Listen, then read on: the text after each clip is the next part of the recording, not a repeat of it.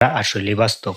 এরকম শুকনা শুকনা বাছুর দেখে আপনারা হাট থেকে কিনবেন। কিনার পর আপনি তাদেরকে খাবার দিবেন। খাবার দেওয়ার পর কিছুদিন পর আপনি তাদেরকে ফিড খাওয়াবেন। যে কোনো ধরনের ফিড খাওয়াইতে পারেন। যেগুলা মোটা তাজার ফিড সেগুলা ফিড আপনি খাওয়াবেন।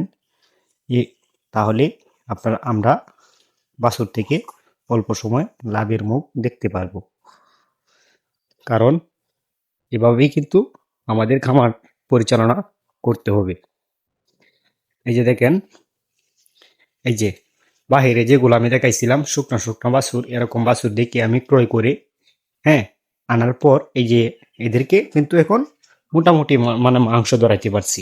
এইভাবে আপনারা যদি সার্কেল ভাবে যদি আপনারা গরু লালন পালন করেন তাহলে আপনারা লাভের মুখ দেখতে পারবেন। কারণ হচ্ছে এই গরুগুলা কিছুদিন পরেই কিন্তু বিক্রি করে দিব। বিক্রি করা দেওয়ার পর আবার কিন্তু সেইগুলা গরু কিন্তু মানে মোটামুটি রেডি হয়ে যাবে বিক্রি করার জন্য।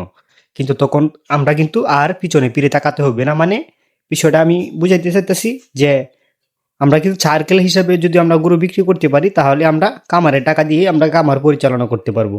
আমরা বাহিরে কোনো টাকা চিন্তা ভাবনা করতে হবে না, অন্যের উপর নির্ভরশীল করতে হবে না যে অন্যর কাছ থেকে আমি টাকা এনে কামার করতে হবে বা অন্যের উপর অন্যের কাছ থেকে দানাদার বাকি এনে কামানি লাগবে গরুর, এরকম কোনো সিস্টেম লাগবে না। যদি আপনি এই যে বকনাগুলাই জানলাম, এই যে বকনাগুলা কিছুদিন পর আবার বিক্রি করে দিব। তারপর এদেরকে আগে বিক্রি করবো, তারপর এই বকনাগুলো বিক্রি করে দিব। বকনাগুলো বিক্রি করে দেওয়ার পর মনে করেন যে এইভাবেই কিন্তু সার্কেল ভাবে মানে গরুগুলা মোটা তাজা করতে হবে না, এতে আমরা কোনো সময় গরুর কামার থেকে লাভবান করতে পারবো না। কারণ তখন কিন্তু আমাদের কামারে টাকার সংকট পড়ে যাবে। যার জন্য মনে করেন যে এই যে আজকে একটা গরু বিক্রি করলাম, হ্যাঁ 2 মাস পর একটা গরু বিক্রি করলাম, 3 মাস পর একটা গরু বিক্রি করলাম, 1 মাস পর একটা গরু বিক্রি করলাম। এইভাবে মানে গরু যদি আমরা বিক্রি করি তাহলে আমরা মানে দানাদার খাদ্য যেগুলো লাগে এগুলো আমরা বাকি আনতে হইব না। আমরা নগদ টাকায় একবারে বেশি পরিমাণে আমরা দানাদার খাদ্য নিয়ে আসতে পারবো।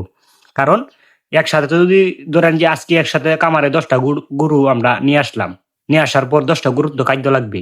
এখন যদি আপনি আরো 5টা গরু যদি হ্যাঁ কিনে এই যে 10টা আপনি আনলেন আর 5টা আপনি বিক্রি করলেন, তখন কিন্তু সে টাকাটা যখন আপনার কাছে থাকবে সে টাকাটা দিয়ে আপনি কিন্তু দানাদার খাবার কিনে খাওয়াতে পারবেন। মানে এইভাবেই কিন্তু নিয়মে কিন্তু গরুগুলা মোটা তাজা করা হয়। মূলত বড় বড় খামারে কিন্তু এরকম সার্কেল ভাবেই তারা কিন্তু পরিচালনা করে। কারণ তারা কোনো লোন নিয়ে ব্যবসা করে না, তাদের নিজের যা আছে তা নিয়েই তারা কিন্তু ব্যবসাটা বেশি করার চেষ্টা করে। যারা জ্ঞানী মানুষ, যারা অভিজ্ঞযুক্ত মানুষ তারাই কিন্তু এই কাজগুলাই করে।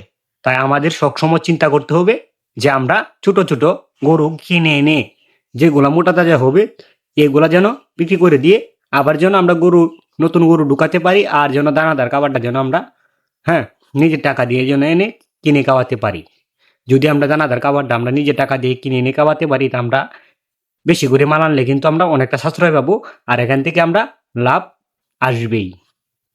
কারণ আমরা সবসময় চিন্তা করতে হবে যে আমরা মোটা তাজা যদি করি তাহলে আমাদের সবসময় মাথায় রাখতে হবে যেন আমি আজকে একটা গরু বিক্রি করলাম, 2 মাস পর বা 1 মাস পর যেন আরেকটা গরু আমি বিক্রি করতে পারি এরকম একটা মানে নিয়ম, মানে আপনার সিস্টেম একটা চালু করতে হবে। এরকম নিয়ম বা এরকম সিস্টেম যদি না চালু করি তাহলে আমাদের টাকার সংকট পড়বে। কারণ কেউ কিন্তু কামারে হ্যাঁ লাখ লাখ টাকা নিয়ে আসে না, সবাই কিন্তু কম পুঁজি দিয়ে কামাটা শুরু করে। কিন্তু সে যদি মানে এরকম ভাবে সার্কেল ভাবে যদি গরুগুলো বিক্রি করে তাহলে তার টাকার অভাব হবে না। কোনো গরুর টাকার খাওয়ানোর জন্য তার কোনো ফিস টান দিতে হইব না, মানে আপনার কাছে টাকা আসবেই। কারণ আপনি গরু বিক্রি করবেন আপনার কাছে টাকা আসবেই। তখন আপনি কিন্তু ক্রমে ক্রমে কিন্তু গরু বিক্রি করতে থাকবেন, আরেকদিকে আবার গরু উঠাতে থাকবেন, আরেকদিকে কাবার আনিয়ে গরুরা কাবাইতে থাকবেন। এভাবে কিন্তু মানে গরু লালন পালন করাটা সব থেকে উত্তম। আমি আর ভিডিওগুলা প্রতিদিন নিয়ে আসি আপনাদের সামনে, ভুল বেদ্যবি হতে পারে অনেক কথাই। আপনারা কমা দৃষ্টিতে দেখে সবসময় আমার ভিডিওগুলা ফলো করবেন, আমার চ্যানেলের সাথে থাকবেন। আশা করি নিত্য নতুন আপনাদের সামনে নতুন কিছু নিয়ে আসবো ইনশাল্লাহ। এই বলে আমার ভিডিওটা শেষ করলাম। আসসালামু আলাইকুম।